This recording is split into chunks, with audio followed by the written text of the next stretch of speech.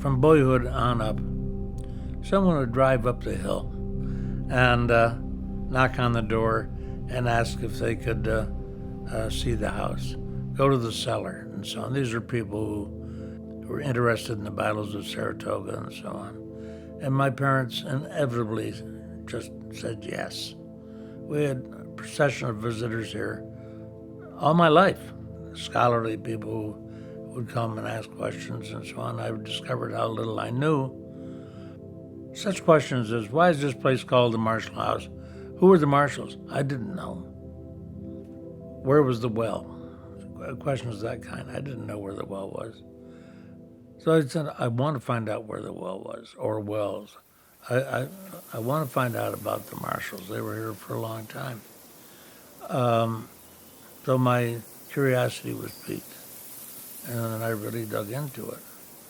And my wife encouraged me. She said, we're living in a historic house in 2002, I think it was.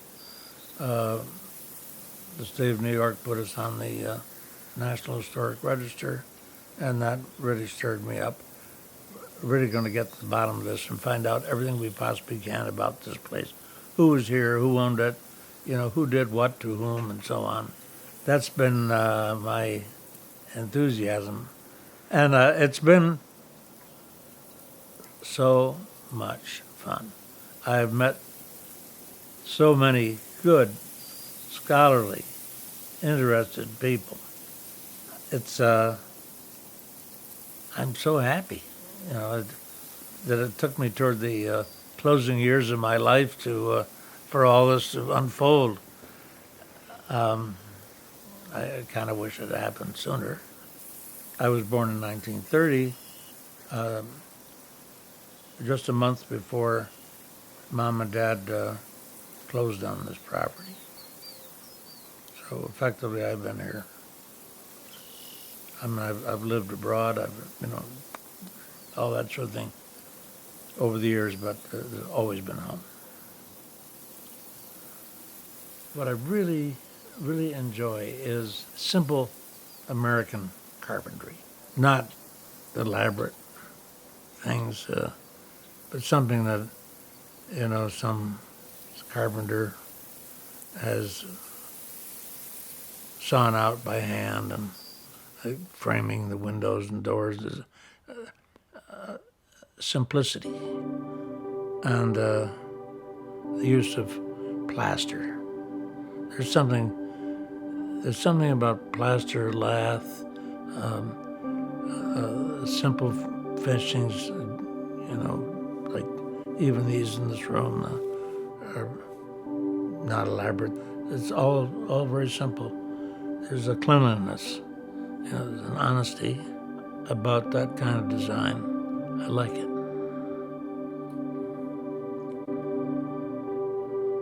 White ceilings, the whole business up in this northern world, light is important, and these houses were designed to capture light. They're not great big fancy houses, or anything. They're all simple houses, simply designed, practical, clean, and tasteful. They are part of the landscape. Buildings that are built using the materials at hand, like this house. This is built using materials at hand. The cellar in this house, stone foundation. They went out in the fields and picked up stones, some big, some bigger, and laid up stone foundation. It's been there 250 years. There are sketches extant of the house when it was young. A rectangular farmhouse, 2 windows on each side of a front door, kind of thing, with a gambrel roof, which meant that the rooms upstairs were low ceiling. To enter the cellar, you did so from outside. There was no inside cellarway. And the access to the second floor was by the stairway, which was really a cross with a ladder. I never saw it. It's been long gone. Anyway, nothing much changed in the building after it was repaired until 1868. Farmers in this part of the country raised sheep. So during the Civil War, the government needed wool for Union uniforms, and the farmers produced the wool, and they collected the money, and they all got pretty well off as a result of that wool boom. And the Marshalls were not an exception. You know, they did pretty well with the wool. And so what they did was they raised the roof so that they could stand up upstairs and put a hen house roof on it, you know, just one slope. And and then they put on that porch over there, which is Italianate something or other, and pretty much let it go with that. They also ripped out the fireplaces. The original house had a fireplace at each end. Out went the fireplaces. In came the cast iron stoves. That was a big improvement in heating. And when my mom and dad bought the house in 1930, out went the stoves and in came the fireplaces. Like the one right behind you. But in this day and age, man cannot live by fireplace alone. So they installed steam heating. And it works like a charm, but it's really out of date. In the improvement of 1868, the windows on the front of the house became triple hung windows, which contrasts nicely with the front door, which has a ginormous iron lock and 2 bolts and so on. It's like trying to get into some medieval castle with this house. We're sitting in a space where a poor soldier's leg was blown off by a cannonball. We're above a dirt cellar where wounded men crowded in for a week, dying. There were some demonstrations of courage, demonstrations of someone, namely Frederica Riedesel, just taking charge. I am Frederica Riedesel. I was born into a military family, and therefore I understood what it was to be a military wife. But I fell in love with the Baron Riedesel, who was also military. And at 16, I was married. It was a love match. And so it was when he had decided to go into America to fight with General Burgoyne, the English, because his prince had arranged it. I wanted to go too.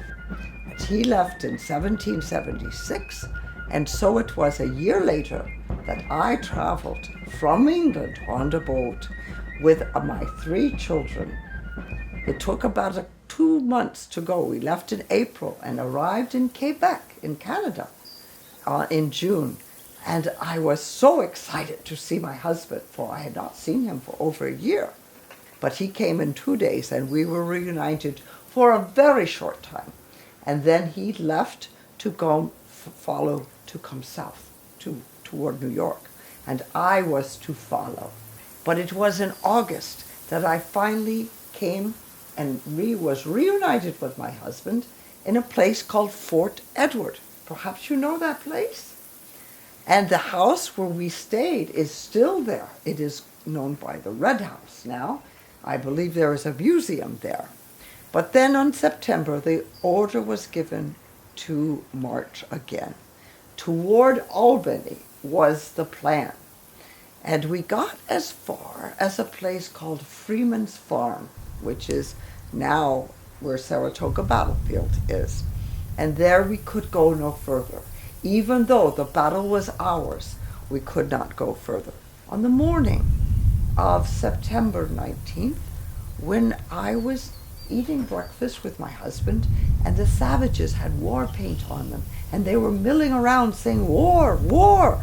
And my husband told me to return quickly to the house where I was staying. So it was that after that, we silently had to leave. We had to quietly pack up our belongings and put them in the calash, which is an open carriage.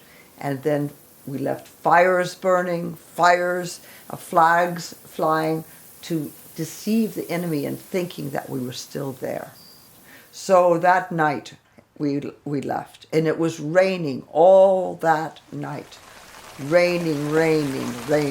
And early in the morning we stopped, and General Burgoyne said he had to count the cannons. We were all very tired, and my husband had some rest in the carriage with me. Soon we were told to start again. But the next morning there was more chaos. Nobody had made the order to slaughter the beef and the other animals that we had. And the soldiers who were wounded now were hungry. I decided to do something about it. So I called a helper, an adjutant of General Burgoyne, and I said, "These men have been wounded in the common cause, and nothing has been done to feed them." Very soon, General Burgoyne himself came and apologized to me and said, "Thank you for pointing that out." I do not think he really forgave me at all for meddling in something that was not a woman's due. However, more time was spent in feeding these soldiers. We were just about ready to go when we spotted the enemy across the river, and my husband told me to get into the calash and hurry up to a house, this house, which was up the river. And scarcely had we come down by the river when there were people with rifles across the river aiming at us, and I pushed the children down on the floor of the carriage and threw myself on top of them. But the bullet hit the man next to me and wounded his arm. We then ran into the house, not here, but the basement of the house. Have you seen the basement yet? Oh, I think you will. It is a fine basement, vaulted and well situated, and there we spent the whole night, terrified, for we could hear the cannonballs rolling around on this floor. It was used as a hospital for the wounded soldiers, although the Americans thought it was the headquarters and therefore were firing on it. Cannonballs came through this part, these very cannonballs, and there was one poor man. I will show you. One poor man. Would you like to try holding it? Was lying there waiting to have his leg amputated when one of these cannonballs came through and took off his other leg. The poor man died shortly afterward, of course. So this is what we heard. There were many people in this basement, in this cellar, wounded, women, my children, myself, and you can imagine the smell the next morning, for no one dared to leave. There was a short ceasefire, and I ordered everyone out and had it scrubbed down with vinegar and fumigated. And just as it was clean, the firing started again, and everyone rushed in. My children and I took a place by the door. There were other areas that we curtained them off into different areas, one for wounded and one for women. There was one poor man who had been shot through the cheek. The bullet had lodged there, but and he could not eat. He was starving because he was so full of inflammation. I gave him good Rhine wine that I had brought from the old country, and it cured him. So we passed many days in that basement. We had no water, because every time we went down to the river to draw water, the enemy fired upon us. Finally, one brave woman, a soldier's wife, said, "I will go down, for they will surely not fire upon a woman." And they didn't. We were very grateful to her, and she was well rewarded at the end. After a while, there were talks of negotiation, talks of a surrender, although that word was not used. Burgoyne had never surrendered, and therefore it was called a convention. And then one day, on October 7th, the word was that we would sign this convention. And my husband was in the camp with the Americans, and he told me to come into the camp with the children. I was very afraid. I did not know what to expect. But as I rode into the camp, I looked around me, and there was no one frowning or looking very dangerous. In fact, one very kind man came up to me and helped the children down, and with tears in his eyes, he said, "Madame, do not be afraid. I know that you are safe now. Come into my tent while I tent with the other generals, and that you can have supper." And we did. But most of all, I knew that I was finally safe, and my children and husband were safe. I found out that that was the General Schuyler, and I said, "Sir, I perceive you are a father and a husband yourself." And he was. Perhaps you have heard of his lovely daughters.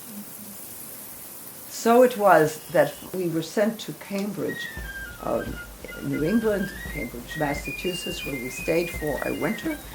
And then we were sent to Charlottesville, Virginia. And we stayed in Charlottesville, not far from Monticello and Thomas Jefferson's home, for about a year. And then we were finally traded for prisoners and returned to Long Island, where my family all got very, very sick with a fever. But Raquel and I nursed them to health with lemonade. Perhaps you can figure out what it is in lemons that make you very healthy. We take it today, too. And finally, we returned to Canada. We would be in America for 7 years. And during that time, 2 more girls were born. I named them America and Canada. But I did not tell my mother those names. There were other names. But my husband and I were near Quebec, in Sorel, and it was there, before we left, at Christmas time, that we had the opportunity to bring in a tree from outside and decorate it, which had never been seen here. And as we did in our own country, with candies and fruits and little candles. And that was the first Christmas tree in America. And so we returned finally to our home in Wolfenbüttel in Germany. And it was much later that one of my son-in-laws persuaded me to publish these journals that I have kept so that the world would know what happened here at Saratoga. And now you know too. Thank you.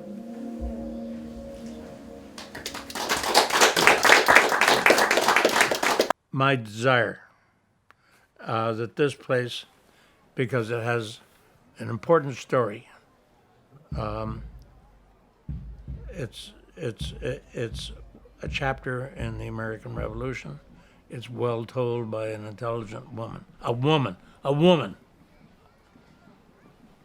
and a remarkable woman.